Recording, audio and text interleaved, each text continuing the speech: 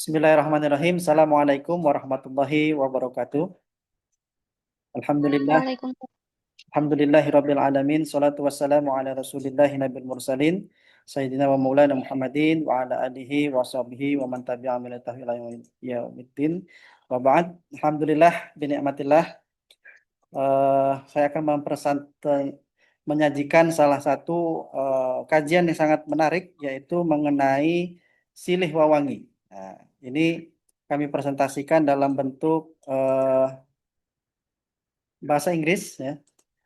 Bapak Ibu semua, dirahmati Allah Subhanahu Wa Taala. Ada satu di dalam local wisdom and religious moderation. Jadi dalam local wisdom, kearifan lokal dan juga moderasi beragama itu ada integrasi. Ya, kami sajikan integrasi dalam Tatar Sunda, filosofi Tatar Sunda, yaitu silih wawangi dan hifdzul irad dalam maqasid syariah, insya Allah. Jadi artikel ini insya Allah bertujuan untuk melakukan examine, ya, melakukan hubungan, apakah ada hubungan antara local wisdom di Tatar Sunda dengan silih wawangi atau filosofi dari Tatar Sunda itu sendiri, yaitu silih wawangi. Nah, ini ya. Bapak Ibu semua dirahmati Allah Subhanahu wa taala. Jadi dalam prinsip hifdzul irad ini, maka syariah, nah, studinya menggunakan qualitative approach atau pendekatan kualitatif dengan literatur studi yang kemudian nanti disintesiskan atau diintegrasikan untuk mendapatkan bagaimana moderasi beragama itu dapat menguatkan, ya, dapat menguatkan masyarakat. Salah satunya adalah mengenai prinsip-prinsip Islam. Baik, kita tahu bahwa apakah presentasinya muncul? Ya, apakah sudah sampai ke ini ya, apa namanya? Slide kedua. Dua dan dua satu. Jadi moderasi beragama ini kita ambil di dalam salah satunya adalah hifdzul irad, maqasid syariah. Nah, ini adalah salah satu prinsip Islam, ya. Kemudian di dalam local wisdomnya atau kearifan lokalnya, yaitu adalah silih wawangi. Ini adalah kultur yang ada di dalam masyarakat Sunda. Nah, apa saja tantangannya? Tantangannya adalah intoleransi dan juga hate speech, ya, atau ujaran kebencian. Nah, ini kemudian diberikan solusi. Nah, harus kita berikan solusi, yaitu adalah bagaimana toleransi, ruang toleransi, dan juga mencegah yang namanya konflik. Nah, kemudian hal ini sudah menjadi salah satu fokus, ya, menjadi perhatian di tingkat global. Salah satunya adalah ketika dalam studi dari Pew Research Center. Nah, apakah sudah terlihat ya? Nah, ini sejak tahun 2027 sampai 2022, nah, 2022 ini terjadi tren, ya, tren di Asia Tenggara adanya freedom restriction. Nah, apa itu kebebasan dalam apa namanya pengekangan kebebasan. Nah, inilah yang kemudian akhirnya perlu untuk kita teliti. Nah, untuk melihat di dalam gap penelitiannya bahwa kultur orientasi ini, ya, memang belum banyak diteliti, ya, belum apalagi yang sifatnya seperti silih wawangi. Kajian silih wawangi ini masih belum banyak diteliti, fokusnya belum banyak diteliti. Kemudian integrasinya itu masih terbatas. Bagaimana memadukan antara local wisdom dan syariah, kearifan lokal dan juga syariah. Ini masih belum banyak yang menelitinya. Nah, sedangkan di dalam normatif hukum Islam, hifdzul irad ini, ya, ini juga salah satunya menjadi hal yang topik yang sangat baik untuk di dalam riset. Nah, termasuk jaringan bagaimana mengkombinasikan filosofi dan prinsip. Nah, ya, demikian. Ini adalah riset gapnya. Sedangkan objeknya di sini terbagi menjadi beberapa hal. Yang pertama adalah fondasi dari filosofi, yaitu examine philosophical root of Sudanese local wisdom. Jadi bagaimana menjadikan akar dari Sunda itu yang menjadi objeknya, ya, menjadi objek dalam penelitiannya. Apalagi objek penelitiannya, yaitu adalah socio-cultural function, fungsi dari kultur sosial. Nah, ini akan kita analisis. Salah satunya adalah yaitu tradisi Sunda. Nah, kemudian untuk Islamic ethical prinsipnya kita juga fokuskan di situ. Bagaimana kita menginvestigasi ya etika dalam Islam, ya ini adalah maqasid syariah.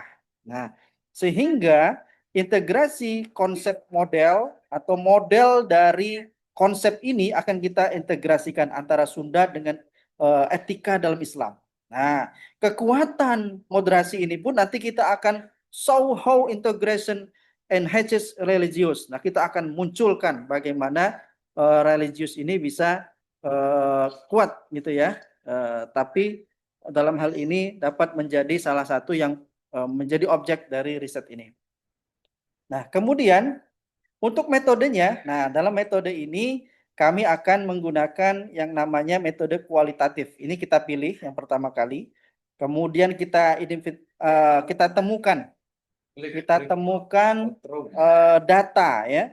Kita temukan datanya melalui buku ya, kemudian literatur dan juga apa yang sudah diteliti oleh pakar-pakar yang meneliti mengenai Tatar Sunda. Salah satunya adalah tentang masyarakat Sunda itu sendiri. Nah, maka kita analisa, kemudian kita temukan tema untuk kategori tersebut. Nah, dari hal tersebut kita akan jadikan komparasikan.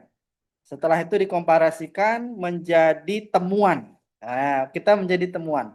Setelah temuan itu ditemukan, maka kita akan kembangkan menjadi sintesis. Nah, seperti itu. Nah, inilah konseptual framework diagramnya. Bagaimana Islam normatif etik, ya, kemudian Sundanese local wisdom bersatu, ya, dalam religious moderation. Nah, kemudian akan kita temukan tema-tema komparatif analisisnya dan intertextual triangulation, kemudian kita masukkan ke dalam integrasinya. Ini bagaimana konteks dari konsep dari apa namanya kerangka berpikir. Nah, diagram kerangka berpikirnya. Nah, di sini kita akan temukan bagaimana silih wawangi. Nah, jadi silih wawangi itu adalah apa? Yaitu adalah salah satu harmoni ya di dalam tradisi sosial. Nah, harmoni dalam tradisi sosial. Kemudian apalagi sebagai spiritual komunal. Nah, dalam komunitas ini adalah bagian dari spiritual mereka, prinsip mereka, ekspresi sosial mereka. Nah, ini disebut dengan silih wawangi. Ya, silih wawangi. Apalagi ternyata di dalam silih wawangi itu ada educational framework. Apa itu?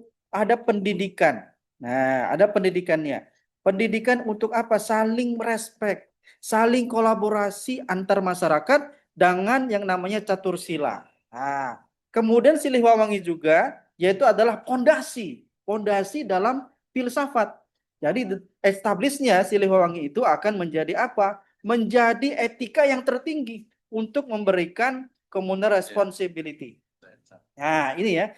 Dan juga literasi di dalam artikulasinya itu akan digunakan untuk apa namanya sebagai nasional identitas. Nah, ini adalah salah satu nasional identitas. Nah, sehingga kultur yang nanti akan ada itu akan dapat mencegah yang namanya resistansi. Ya, termasuk apa namanya memuliakan akal dan juga bagaimana masyarakat yang plural itu nanti bisa akan ditemukan ya dengan silih wawangi ini akan semakin melebur gitu ya menjadi satu kolaborasi. Nah, bagaimana manifestasi dari silih wewangi ini. Nah, salah satunya adalah dipraktekkan ya dalam salah satu literasi yang sudah ada yaitu Ajib Rosidi. Nah, dalam literatur Ajib Rosidi ini bahwa ada yang disebut dengan heritage in modern context. Nah, dalam bentuk puisi, dalam bentuk syair-syair gitu. Nah, kemudian juga di dalam masyarakat Baduy. Dalam masyarakat Baduy ini kita lihat ada juga integrasi Islamiknya. Kita diajarkan bagaimana tradisinya gitu ya. Salah satunya adalah apa? Menolak riba ya, menolak riba dalam sosial harmoninya gitu, dalam tradisinya. Nah, termasuk dalam catur sila ini juga dipromosikan sebagai eh, keyakinan ya, salah satu pemikiran modern yang untuk jadi pendidikan, nilai-nilai pendidikannya. Nah, ya, kita lihat. Nah, ini ya, setelah itu, setelah Silih Wawangi, kita akan lihat lagi apa yang disebut dengan hifdzul irad. Apa itu hifdzul irad? Nah, di sini kita lihat bahwa menurut definisinya adalah menurut Al-Ghazali adalah bagaimana respek diri ya dan juga eh, salah satu bagian untuk apa? Memuliakan. Salah satu untuk menjaga apa namanya? Kemuliaan. Nah, ya. Nah, Asyatibi di dalamnya itu adalah bagaimana salah satu part atau salah satu bagian yang darurat. Ya, jadi kehormatan ini harus dijaga. Jadi hidul irad ini adalah menjaga kehormatannya. Bahwa di dalam setiap manusia itu harus dijaga kehormatannya dan juga kemuliaannya. Nah, ini makanya di dalam Silih Wawangi dan Hibdul Irad ini ada satu aplikasi yang sama ya, salah satunya kalau diaplikasikan bagaimana criminal law ya, etika atau manners ya, ini juga bisa diaplikasikan ke dalam Hibdul Irad gitu ya. Dan juga dalam dunia modern salah satunya adalah digital etik, media sosial dan lain sebagainya. Ini disebut dengan Hibdul Irad. Nah, ya. Jadi ketika kita bisa komparasikan eh, apa namanya bagaimana komparasi dari sintesis ini dapat menjadi salah satu basic value-nya menjadi mutual protection of good name, menjadi kolaborasi untuk melindungi nama baik, kemuliaan dan self esteem ya. Kemudian kontribusinya apa? Menjadi etika yang etika hidup dalam kehidupan religius gitu ya. Nah ya, jadi ini salah satu yang sangat penting. Ya, bisa dimasukkan ke dalam polisi potensial. Ini sangat potensi ya bagi kebijakan-kebijakan politik. Salah satunya adalah mengintegrasikan kultur dan syariah dalam nasional polisi, dalam kebijakan nasional. Ya, ini luar biasa. Jadi teman-teman, apalagi kita masukkan ke dalam pendidikan. Ini akan menjadi basis Islamic Multicultural Education Model seperti itu.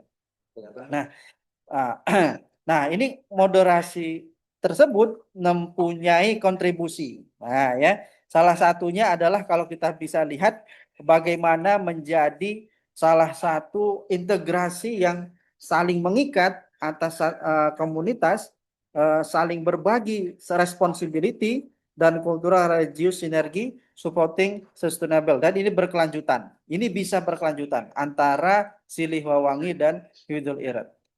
Nah, bagaimana aspek yang akan ditanamkan? Nah, kalau kita lihat salah satunya di Islamic Economic Ethic dalam etika Islam dalam beretika ya, bahwa eh, adanya integritas. Nah, seperti halnya ada tanggung jawab yang akan digunakan ketika menjadi seorang pebisnis misalkan.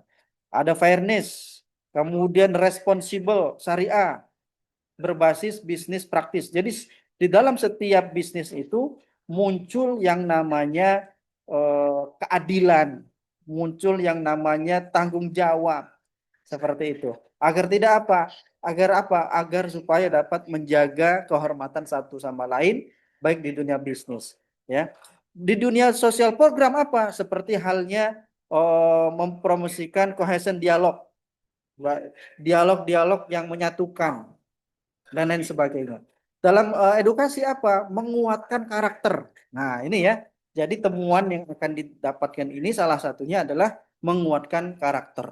Nah, modelnya seperti apa? Maka dari moderasi ini menjadi harmoni, yaitu integrasi, foster balance, attitudes, preventing extremism. Jadi bisa mencegah dari ekstremisme dan juga perbuatan-perbuatan yang apa namanya dapat mengharmonikan secara sosial. Nah, ya konklusinya, kesimpulannya bahwa di dalam riset ini ditemukan bahwa nilai dari silih wawangi dalam budaya Sunda ini sangat dalam, ya, dan sesuai dengan prinsip dari Hifdzul Irad di Maqasid Syariah, ya, sehingga sangat penting untuk salah satunya menjaga kehormatan dan menjadi salah satu pondasi di dalam sosial etika, etika sosial. Maka integrasi kedua nilai ini ya akan menjadi salah satu menguatkan moderasi beragama dalam multikultural society.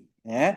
Temuannya adalah bahwa ketika interteks dalam teks-teks studi itu di antara kultur Sunda dan Islamic Principle ini direkomendasikan untuk dalam education kurikulum, bisa kita masukkan dalam edukasi kurikulum, kultur dakwah, dan juga pengembangan sosial. Maka dari itu sarannya ya riset ini dapat membuka ruang ya bagaimana studi-studi mengenai prinsip-prinsip Sunda Muslim Community. Demikian sedikit dari saya. Ya, Assalamualaikum warahmatullahi wabarakatuh.